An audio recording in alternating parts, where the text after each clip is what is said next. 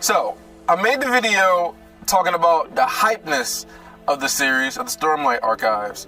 If you haven't checked out that video, you can check it out and the link in the description. But now I kind of want to give you more of a summary of the actual story. You know, what is this story about? How does the world being built? You know, what is all this? What is the story all about? And so here's the way I want to start it. Okay, so the story surrounds mostly three characters. Two of the characters get, I would say, the most amount of attention. You know, you get the most amount of interaction with them.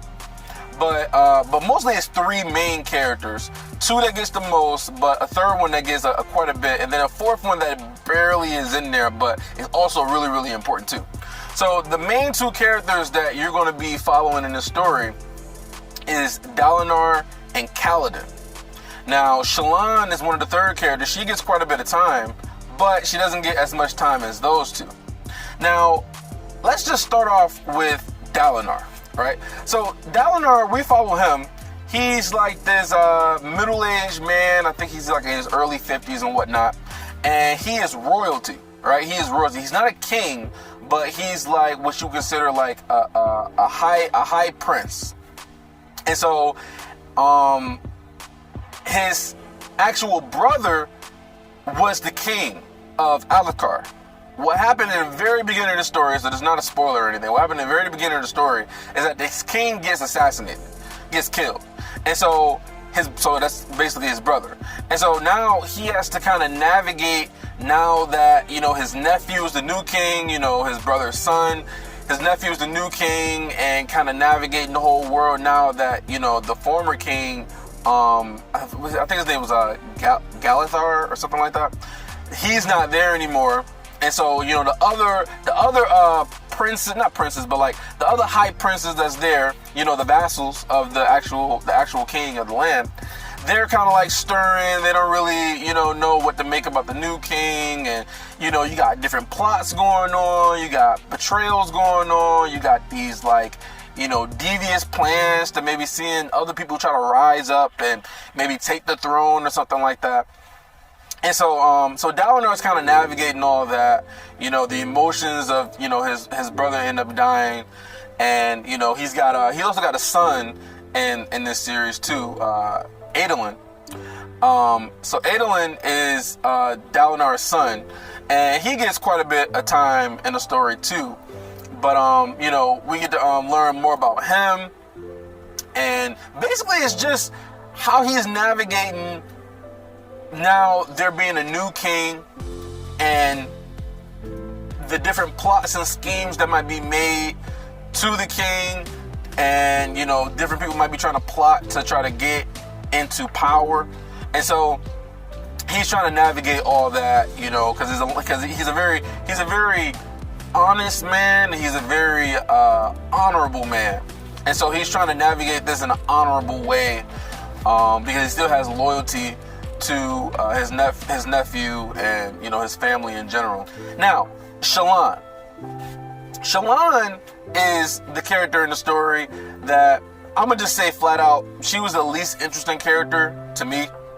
But basically, she's this younger girl. She's about 17 years old, and her dad was killed, or her dad died, I should say. Her dad died. We don't really know how he died, but her dad died.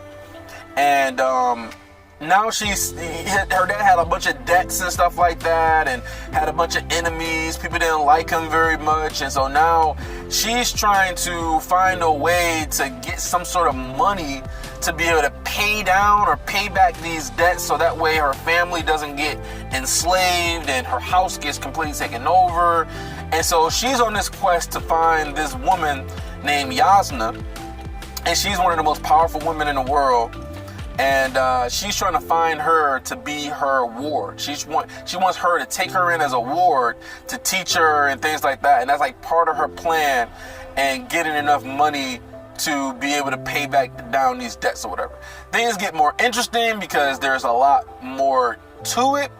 But basically you just kind of get her fumbling around, and you know how she's raised as a lady, and you know how she's like quick-witted, and she comes with all these like comebacks and little jabs and stuff that she does, and you know, pretty much her navigating, trying to follow this Yasna lady, and you know, get her wardship and be able to come under her, because she's like Yasna's like extremely smart, extremely powerful, beautiful, like 10 out of 10, everything, right?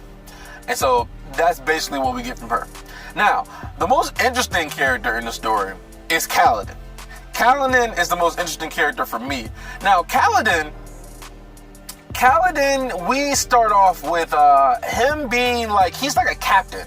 He's like a captain of this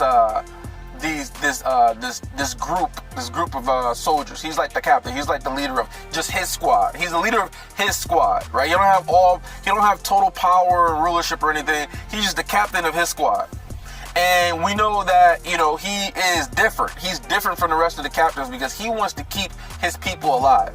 And this is not a spoiler, because you get all this stuff in the very beginning of the story. So he wants to keep his people alive, which is what separates him from the rest of the captains.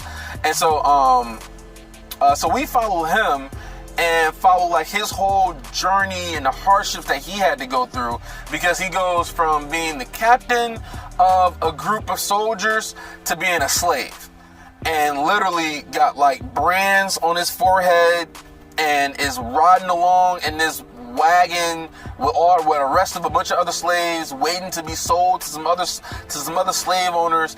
And we're just kind of like, what the hell happened? Like, how did you go from being the captain of a group of soldiers, being a spearman, and now you a slave? Like, what the hell happened to you? And so we get just the journey of him, and we get more of his backstory, and you know, like how he grew up and whatnot, his family and things like that. And we also get like some of the interesting things that's kind of happening to him, you know, because it's all kind of really interesting, because it's all like kind of new.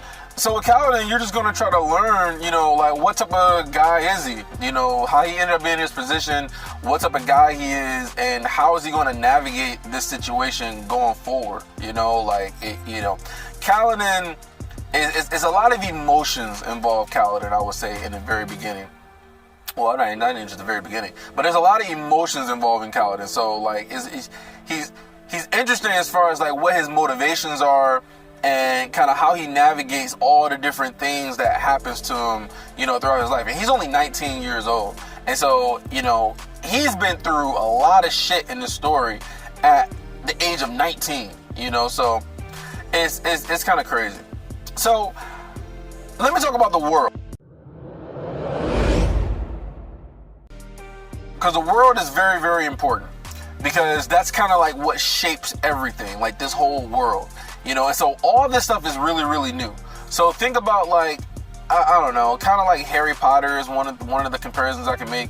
But everything is new. So like, they don't swear in this story. This interchangeable word that they use, they call storms. So it's like, you got like the Storm Father. The Storm Father is considered like the God, the Almighty. But they also say storm as in like God. So if you say something like, you know, oh my God, they'll be like, oh, storms. Or if you say, God damn it, they'd be like, storm it. And like, that's literally what they use. And they interchange it between God and like, you know, as like a curse word substitute. And so, so that's kind of interesting. But let me talk about the world. Now, the very, very, very, very important part of this story, and as far as the world goes, is something called Spren. Now, these Spren in this world is everywhere. It's all over the world. These Spren are basically like little fairies. Okay, and so these fairies come around. They're called Spren. So I'm just going. These Spren come around. It's a lot of different types of Spren. There's a bunch of different types. So you got, you know, like Spren that's there like in the wind, like wind Spren, and then you got like river Spren, and then you have like rock Spren, and then you have like Spren of glory, Sprint of anguish. If you're really afraid, these sprint will just pop up out of the ground if you're really afraid. If you're very proud and there's like some glorious moment, these glory sprint would just come out of nowhere and they'll just come all around you. If you're in a lot of pain, anguish, you will have a lot of pain sprint come around. If a wound is infected, or if a wound has like some sort of like scar or some sort of like injury, this rot sprint will come around when there's like any sort of like injuries or like rotting flesh or something like that. These sprint will come around. So it's sprint. Like, it's so many different types of sprint.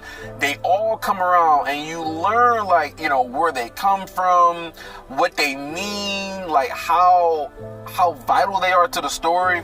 So sprint is like it's like everything in the story. And they're actually the most fascinating part of the story is these sprint. Now, another thing that's really important in the story is something they call shards, right? These shards are these blades. They're these swords. And these swords are extremely rare, and they are extremely valuable. Wars and kingdoms get fought over these swords. And so they have something that's called a shard blade, which is the sword, and they have something that's called shard armor. And so, or shard plate. And so this shard, the shard blade is basically this sword that you can like summon whenever you feel like it. It literally just summons out of thin air and you just grab it, right? And the blade, when it hits living flesh, it doesn't cut living flesh. It can only cut dead flesh. But what it does is that when people are hit with these swords, it kind of sears the soul out of them. So if someone's alive and you slice somebody with this sword, it won't cut their body in half. It will literally like shear their soul in half to where their eyes just like burn out and they're dead. And there's no wound on their body. They're just dead because they're like, you can call it like sucking out their soul. Although it's not keeping it, it's like shearing it out of their body. And then once their body is dead and they're not alive anymore, then the sword can chop them up into pieces and do things like that. And so no inanimate object can block these swords. The only thing that can block these swords are the shard plates or another sword. That's it. So anybody else who got a sword, they got any sort of like regular sword that's made out of steel or something like that, they come across these shard blades and someone swings, it's chopping that sword up into bite-sized pieces. It's chopping up rock. It's chopping up trees. It's chopping up everything except for living things, living flesh. That's the only thing that it doesn't like actually chop up and slice. And so those things are very important because once you get one, like, you are considered to be just, you know, powerful, extremely rare for anybody to have one of these things. Like I said, people will fight wars and give up like anything to get one of these things because it just makes you extremely powerful. Now, the shard armor or the shard plate, this shit is really crazy. I mean, the blade is crazy, but the shard plate is crazy too. So this shard plate or shard armor is it once you put it on, you get like extremely strong. So you get stronger, you get faster, you get more durability, and basically you can like block all types of attacks. You can jump off a cliff and like nothing's gonna happen to you if you're wearing this shard plate because how strong it is and how strong it makes you. It literally makes you superhuman. Like, you run faster, you jump higher, more durability, more stamina. Like, you're superhuman. And so, you know, that's the armor that you wear, and it can block the actual shard blades and stuff like that. So that's super important. Now, another thing that's really important in this story too is something that they call Stormlight, which is, you know, it's Stormlight Archives. So Stormlight is also extremely important in the story. Stormlight is basically it's really interesting. It's really interesting talking about Stormlight because it has so many different functions and so many different uses. For one, Stormlight is like this energy. It's basically like this bright, shining energy. And if it goes into one of these spheres, it creates this sort of light because this energy is like just really, really bright. And so it creates this light, and this light You can do a whole lot with this light. They use this light to power up different things called like fabrials. They have people that's called like soul casters. This Stormlight is super important. It's also important for the shard plate, because the shard plate is powered up by these the Stormlight gems too.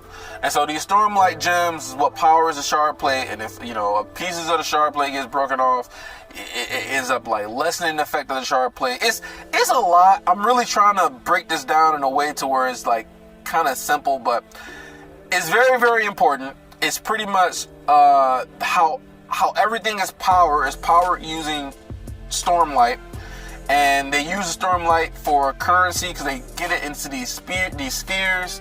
And they have something that's called a high storm. And these high storms, they come around, and it's I can't go into all of it. I just can't. It's just a lot. It's a lot. But yeah, so it's a lot more to say about the story, but I'm not trying to spoil anything, because a lot of these things you learn in the very beginning. I'm just trying to kind of like prepare you for like what to kind of expect, because when I started reading the story, I didn't understand what the hell was going on, especially in the beginning. The very beginning, when you read the part where, you know, you got Zeth, was another character in the story that we don't get a whole lot about, but he's there. We get Zeth and this whole like assassination that happens with the king that gets assassinated.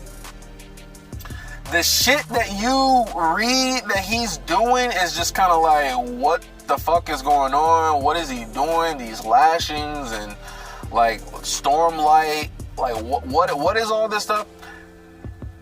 You just have no clue. You have no clue. But throughout the story, you learn bit by bit about the Stormlight. You learn about the Spren. You learn about the world. You learn about like how everything is kind of orchestrated, as far as like how they delineate the differences between like status. You know, in this story, status is referred to your eye color. So you're either light eyes or you're dark eyed. And so the light eyes are royalty, and the dark eyes are like pretty much the bottom of the barrel. And so the light eyes is just basically what you think of. Their eyes are light. They're like bright blue. It might be bright yellow or bright green or whatever. Your eyes are light. Where all the other people, which are like, you know, lower class of society, are the dark eyes. You know, just dark brown. You know, it could be dark gray. Just dark eyes. And so people are treated basically based off of their eye color. It's discrimination based off of eye color. It's kind of crazy, but that's kind of how the story is. But yeah, man, like, so it's just watching the story and the development of some of the characters and like what they go through is what's really kind of like sucks you in. There's a lot of parts that gets like boring, I would say. For me, especially with like Shallan, I wasn't really that interested or whatever, but she becomes much more interesting as we get further into the story. Like towards the end of the story, it gets more interesting, and book 2 gets more interesting as far as Shallan. As far as Kaladin gets more interesting. I'm not even gonna spoil anything with him. Like, he just gets more interesting, way more interesting. Dalinar is one of the guys, man. He becomes like one of my favorite characters, if not my favorite. Between him and Kaladin is like kind of neck and neck. But yeah, he gets a lot more interesting. I thought some of the stuff it was boring with him too, but he gets more interesting towards the end of the story. It gets crazy towards the end. That's kind of what the story is about. It's a lot more I can say, but you know, it's a whole lot to explain, especially with the Stormlight and stuff. The Spren, you're just gonna like slowly find out, because if I try to explain more about that, it's just gonna get spoiled. But yeah, man, it's very interesting. You know, storms.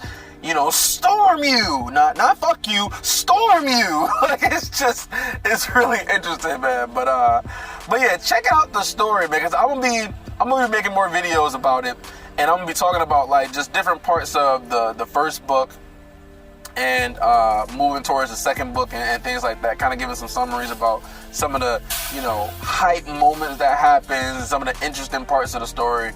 And so stay tuned for that. But yeah, man, check out the story.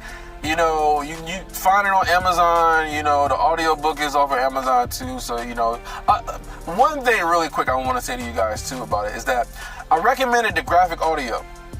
Now, the graphic audio is still really good, but what I will say this is that they kind of skip some stuff in the actual story, you know, in the graphic audio. So you don't really get everything. They don't say everything word for word.